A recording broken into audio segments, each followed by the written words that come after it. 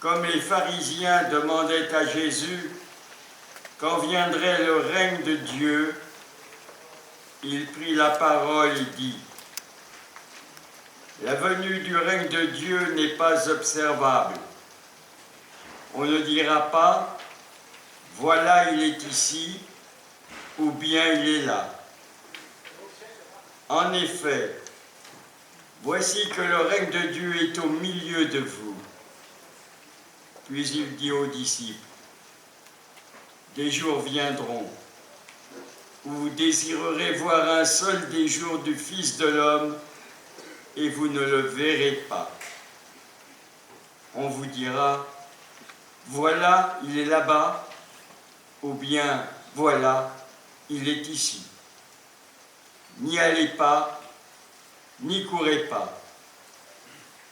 En effet, comme l'éclair qui jaillit illumine l'horizon d'un bout à l'autre, ainsi le Fils de l'homme, quand son jour sera là. Mais auparavant, il faut qu'il souffre beaucoup et qu'il soit rejeté par cette génération. Acclamons la parole de Dieu. Louange à toi, Seigneur Jésus.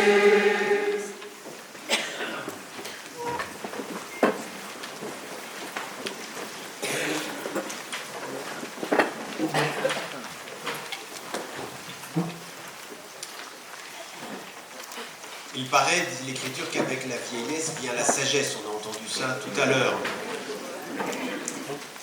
Certains me diront, mais nous ne sommes pas vieux. Peut-être il n'en reste pas moins que la sagesse, telle que présentée dans la première lecture, elle est, je crois, à désirer à tous les âges. Mais désirer la sagesse, ce n'est pas chercher à prendre quelque chose qu'il nous faudrait acquérir, mais ouvrir son cœur à une rencontre. Rencontre avec la respiration de la puissance de Dieu, avec celle qui renouvelle l'univers, celle qui ouvre à la vie divine. Chers amis, c'est bien ce à quoi nous invite la parole de Dieu en ce jour où nous fêtons ce bel anniversaire de 60 ans. 60 ans, ça veut dire qu'on a encore une longue vie devant soi à 60 ans. L'occasion de nous ouvrir toujours plus à la vie divine, à cette rencontre. Et l'évangile que nous venons d'entendre ne nous parle pas d'autre chose. Il nous parle du royaume qui est déjà là, qui commence en nous-mêmes par l'accueil que nous faisons à la parole de Jésus, à sa personne. Le texte français traduit « Le règne de Dieu est au milieu de vous ». Au milieu, c'est-à-dire entre vous et en vous. Voilà de quoi éviter l'écueil de l'individualisme si cher à notre société contemporaine. Jésus est en moi, certes, mais il est aussi entre nous. Et c'est lui qui nous unit. C'est lui qui fait que nous sommes un corps. Et je dirais même qui fait de nous un corps. Le règne de Dieu qui commence avec la personne du Christ, avec notre accueil de Jésus-Christ en nous, se déploie dans la manière dont nous vivons les uns avec les autres. Non pas seuls, mais les uns avec les autres. Et vous voyez, l'Évangile nous pose d'une certaine manière sur deux jambes, notre foi personnelle et la manière dont notre foi agit en ce monde, avec les autres. Si le règne est déjà là, en nous, alors la vie de ce monde ne peut nous être indifférente. Et il est heureux de voir qu'il est bon, même lorsque le corps vieillit, de se préoccuper des autres. Et pas seulement en étant ceux qui donnent fidèlement au denier de l'Église. Pas seulement. Je me souviens d'une conversation avec une petite nièce, ça rejoindra l'échange qu'on a eu tout à l'heure, sur la manière de suivre Jésus et d'être fidèle dans le mariage. Et elle se posait des questions sur savoir si elle devait se marier ou pas.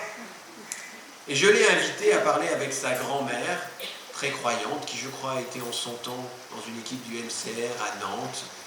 Mais le grand âge fait qu'elle a dû arrêter aussi. Et cette jeune fille m'a répondu « Mais Mamie Tal, elle a lâché l'affaire. Elle ne dit plus rien parce qu'elle veut le bonheur de tous. C'est peut-être une manière de mettre en œuvre dans le repas de famille, on ne parle jamais de religion. Je l'ai quand même poussée à aller parler avec elle. Et en même temps, je me suis dit, mais c'est difficile de rester un signe du royaume pour ces petits-enfants, tout en cherchant à rester ouvert à tous et à accueillir toutes les situations. Et on sait qu'aujourd'hui, toutes les situations dans une famille, ça veut dire des choses qui peuvent être très étranges. Comment faire pour avancer avec chacun?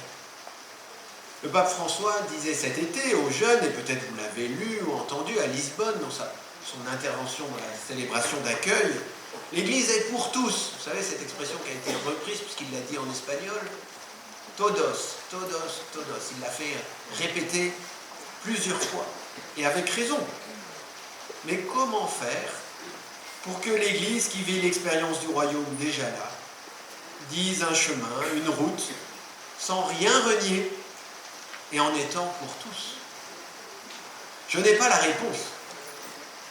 Je n'ai pas la réponse, si ce n'est que c'est notre travail à chacun d'y travailler. Quel que soit au fond notre âge, c'est un chantier intergénérationnel. Permettre que, avec notre manière de vivre notre foi, chacun, avec notre culture, notre histoire, nous soyons des témoins vivants pour ceux qui nous entourent, de ce Christ qui vient nous donner la vie en abondance. La suite de l'évangile que nous venons d'entendre fait dire à Jésus qu'avant la rencontre finale, qui viendra d'un seul coup, il y a l'épreuve. Et nous savons bien, quand il parle d'épreuve, Jésus, ça veut dire la croix. Peut-être vaut-il mieux ne rien dire un jour où vous faites un anniversaire de l'épreuve. Et en même temps, nous le savons, cette expérience de la mort, elle est centrale dans notre foi. Pour Jésus, elle est même le lieu de la victoire de la vie. C'est pour ça qu'on a mis une belle croix là, au centre. Non pas pour nous rappeler le caractère horrible de la torture de la croix, mais bien pour signifier la victoire de la vie sur la mort. Nous aussi, nous le sommes peut-être déjà, nous serons confrontés à la souffrance et à la mort. Pas facile dans ces moments-là de croire devant l'absurdité de la mort. Pas facile de rester fidèle. Pas facile d'apprendre à mourir, à nous abandonner, à faire confiance aux mains du Père qui nous conduit à la vie.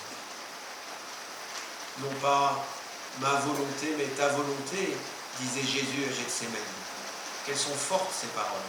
Pas facile à recevoir et à mettre en œuvre. La vie, celle que vous avez reçue de vos parents, celle que vous avez reçue du Christ aussi dans le baptême, celle que vous continuez à recevoir des mains du Père chaque jour et pour la vie éternelle. Cette vie, elle est un cadeau extraordinaire. Nous sommes faits pour la vie. Et c'est cela que nous célébrons dans le Christ. Ce cadeau qui n'est pas un cadeau que pour un instant, mais bien pour toute une vie. Et toute une vie éternelle. Alors, ce matin, et peut-être déjà cet après-midi, on a passé l'heure du midi, je vous invite à relever la tête, non pas pour nous laisser accabler par les malheurs du temps, mais pour choisir une fois de plus de suivre résolument, encore et toujours, le Seigneur vivant, lui qui est en nous et entre nous. Et pour reprendre les mots de conclusion de notre petit échange tout à l'heure, une invitation à être dans l'espérance sur notre Église, parce que le Seigneur, lui, est vivant, et l'Église est son corps. Et donc, eh bien, quelle que soit la forme qu'elle prend, la transformation qui est la sienne, nous savons que nous pouvons faire confiance.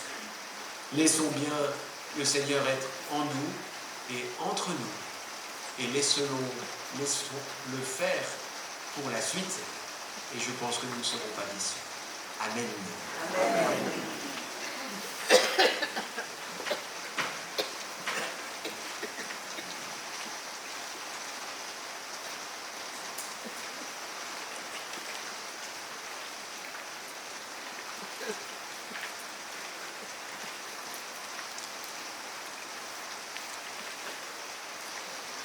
Ouais.